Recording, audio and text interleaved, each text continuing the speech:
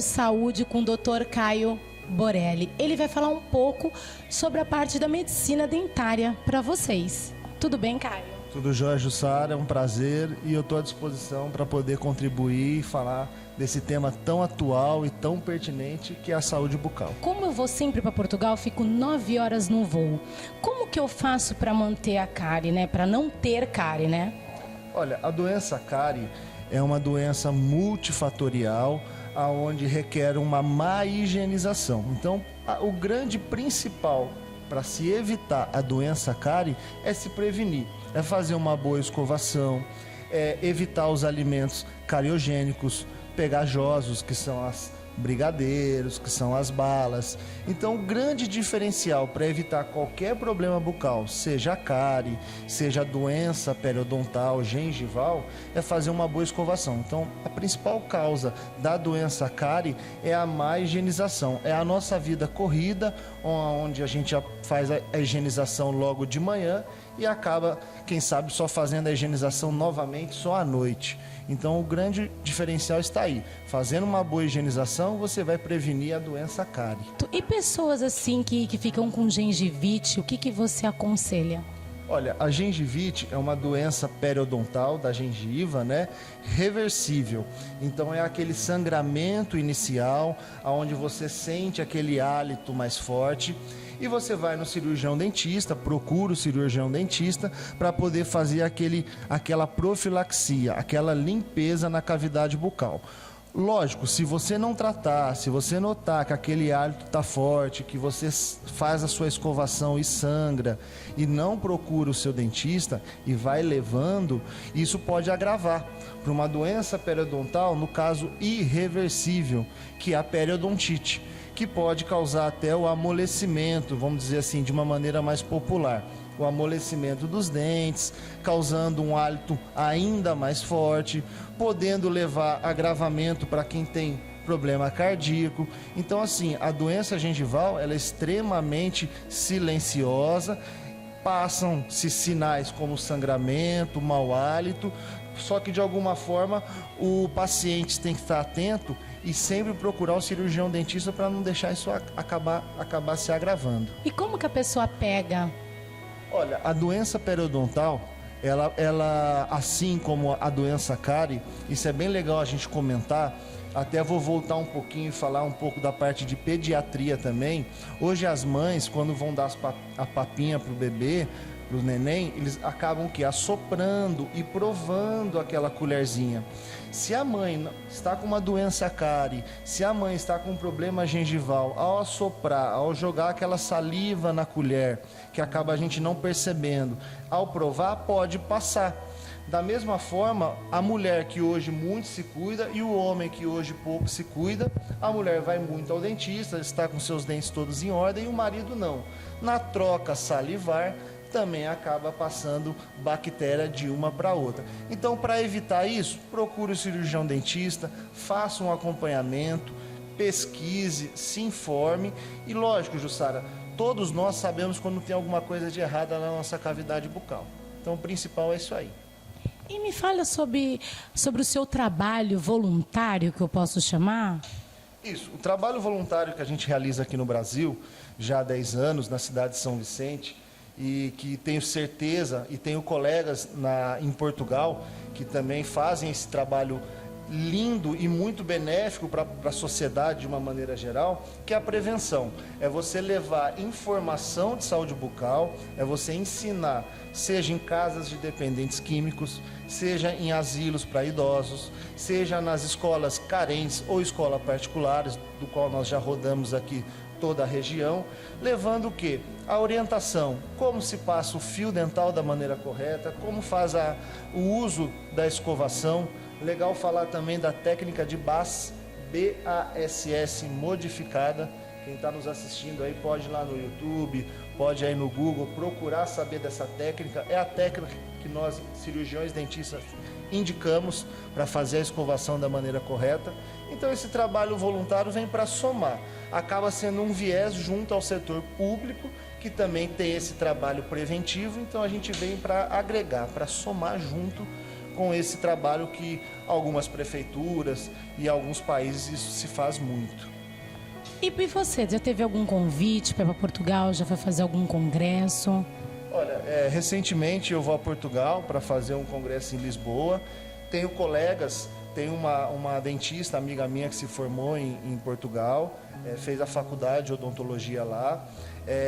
Sei também e tenho conhecimento que em 1990, na década de 90, houve uma febre dos cirurgiões dentistas aqui da cidade, aqui do Brasil, na verdade, se migrando para Portugal, aonde na época tinha um acordo diplomático que não precisaria da validação do diploma, então simplesmente você fazia a faculdade de odontologia no Brasil e poderia exercer sem problema nenhum, já com um diploma validado, isso em Portugal.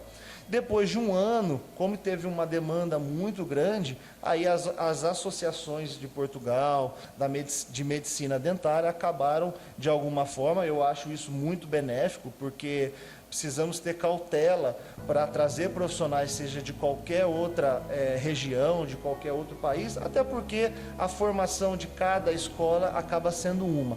Lógico que as matérias básicas acabam sendo a mesma. Então eu acho que é bem legal, bem interessante. Tenho um amigo da minha esposa também, o Manuel Valério, que é cirurgião dentista em Portugal, está muito feliz, está muito contente e acredito que não venha mais para o Brasil, está muito contente onde ele se encontra lá.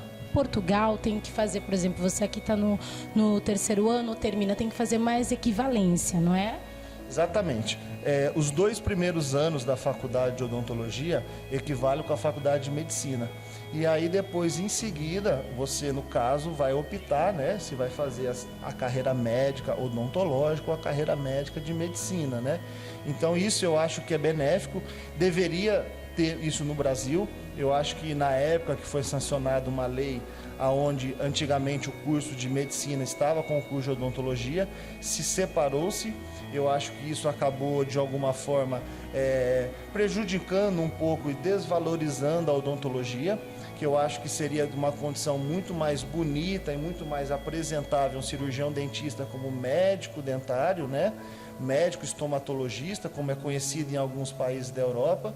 Então, infelizmente, a gente acabou regredindo um pouco nessa situação de aparência, né? Vamos dizer assim. Mas, por outro lado, nós temos faculdades aqui de odontologia muito respeitadas, USP, Unicamp em Piracicaba, Unesp, que há uma troca boa tanto das faculdades de Portugal como do Brasil, aonde os dentistas de lá e os dentistas daqui acabam se especializando, fazendo cursos de pós-graduação, participando de convenções, congressos, né? E acaba tendo uma troca muito boa de informações, né?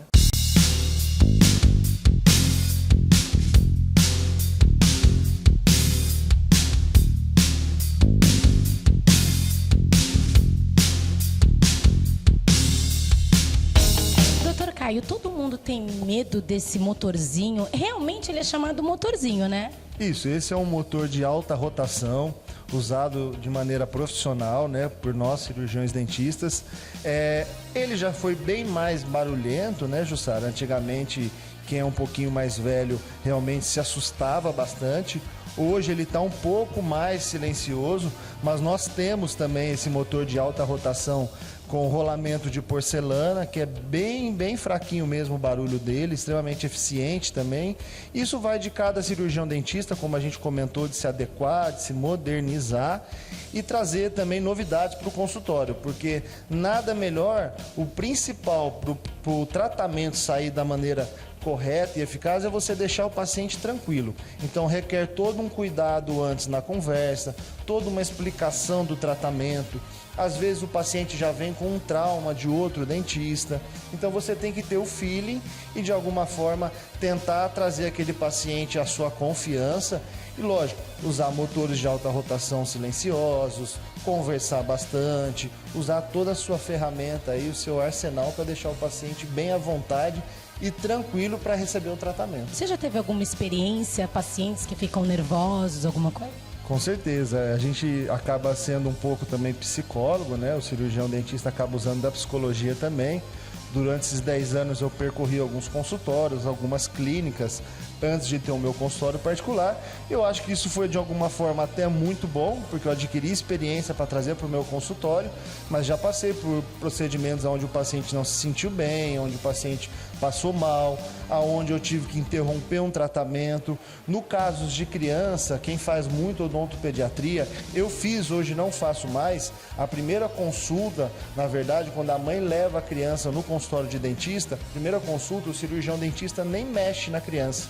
Ele só conversa, ele só explica, ele só de alguma forma mostra o que vai fazer para criar aquela confiança. Então, o cirurgião dentista acaba sendo um pouco de psicólogo, então a gente acaba usando essa psicologia, e durante esses 10 anos agora eu passei por alguns bons bocados, entendeu? Eu agradeço demais, Jussara, seja bem-vinda mais vezes ao Brasil, um abraço à população portuguesa, é um país muito agradável, muito bonito, e um beijo grande a todos.